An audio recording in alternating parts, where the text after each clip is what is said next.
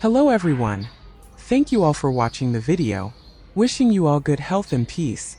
In the tender embrace of early morning, as the first hesitant rays of dawn slipped through the sparse leaves, Tieu Nuong lay asleep on the modest wooden hut. The air was cool, laced with the faint whispers of wind that danced through the cracks of the weathered walls, cradling her in a gentle lullaby of nature. Her breathing was soft, almost in rhythm with the chirping of birds outside, a melody of peace that seemed to shield her from the world beyond. Beneath the creaking floorboards, Anh Chung sat quietly at the small rickety table, his rough hands wrapped around a chipped cup of warm water. His eyes, deep and thoughtful, wandered over the scene around him, the wild grass sprawling untamed, the scattered bits of trash littering the ground like forgotten memories. It was a sight both familiar and bittersweet, a canvas of their simple life painted with strokes of struggle and quiet resilience. In his chest, a thought stirred, soft yet insistent. We need to clean this up, make it beautiful. This place deserves to be more than just a shelter. It should feel like home. The sun climbed higher, casting golden threads across the hut, and Tieu Nuong stirred. Her bare feet met the cold floor as she rose, her movements slow and dreamlike, as if reluctant to let go of the night's embrace. Her hair, a tangle of dark strands, caught the light like a wayward cloud, framing a face still softened by sleep. She shuffled toward Anh Chung, rubbing her eyes, and he looked up at her with a warmth that needed no words. "We should clear the grass around here, make it nice," he said, his voice low and steady, carrying a tenderness that belied his calloused hands. She met his gaze, and in that fleeting exchange, something unspoken passed between them. A shared understanding, a mutual promise. Without fanfare, they set to work, their hands moving in tandem as if guided by the same heartbeat. The sound of grass being uprooted filled the air, a rustling chorus that mingled with the occasional clatter of gathered debris. Anh Chung bent low, pulling at the stubborn weeds with a quiet determination, his mind drifting to the days they'd spent building this fragile refuge. Each handful of grass he tore away felt like peeling back a layer of weariness, revealing something cleaner, something hopeful beneath. Beside him, Tieu Nuong worked with equal care, her slender fingers deftly gathering twigs and scraps, her face serene yet focused. The morning sun warmed their backs, and the world seemed to shrink to just this small patch of earth, this shared labor of love. They spoke little, but the silence was rich with meaning, a language of glances and small smiles that wove them closer. Together they piled the refuse into a mound, a monument to their efforts, humble yet proud. Anh Chung struck a match, and the flame caught quickly, leaping to life with a crackle that broke the stillness. The fire rose, fierce and bright, its red-gold tongues licking at the heap, consuming the chaos they'd collected. Smoke curled upward, drifting into the sky like a sigh of relief, and the two stood side by side, watching as the flames danced. The heat brushed their faces, and in that moment, the hut felt less like a shelter and more like a sanctuary.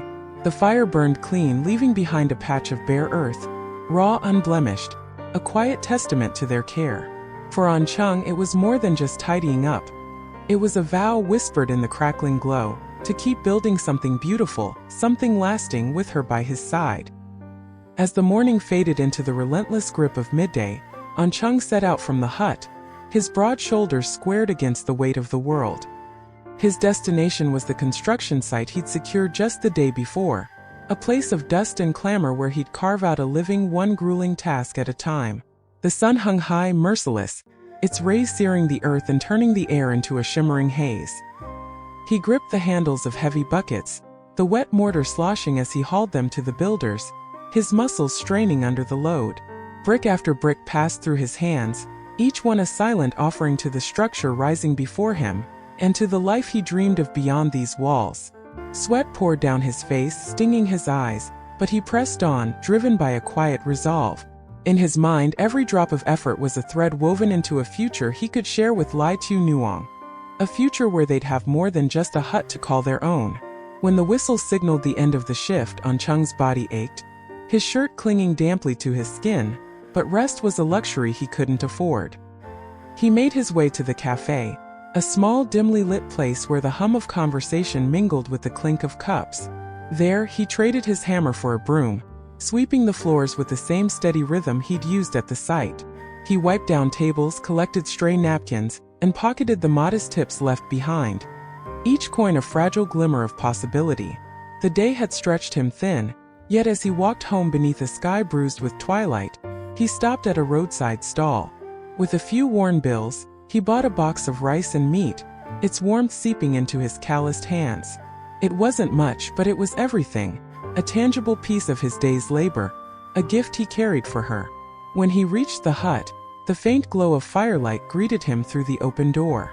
Tieu Nuong knelt by the hearth, her slight figure bent over a pile of twigs as she nursed a small flame to life. The fire sputtered and flared, casting a golden dance across her face, illuminating the lines of concentration etched into her brow. Her hands, delicate yet steady, moved with a grace born of necessity, coaxing the embers into a steady burn. Anh Chung paused at the threshold, struck by the sight. There was something almost sacred in her quiet focus, a resilience that mirrored his own but shone in softer hues. His heart tightened, a pang of protectiveness surging through him as he stepped closer. "Tiem ko sa kong?" he asked, his voice low and urgent as he dropped to her side, reaching for her hand. His rough fingers brushed over hers, searching for burns or blisters, his breath catching until she met his gaze. Her eyes, reflecting the fire's glow, softened with a smile small, fleeting, but enough to unravel the knot of worry in his chest. "I'm fine," she murmured, her voice a whisper against the crackling flames, and he nodded, relief washing over him like a tide. He pressed the box of rice into her hands, settling beside her on the worn floor, the fire their only witness. She opened it carefully, the steam curling upward in delicate tendrils, and began to eat, each bite slow and deliberate, as if she were tasting more than just the meal. Anh Chung watched her, his gaze tracing the gentle curve of her jaw, the way her lashes caught the light.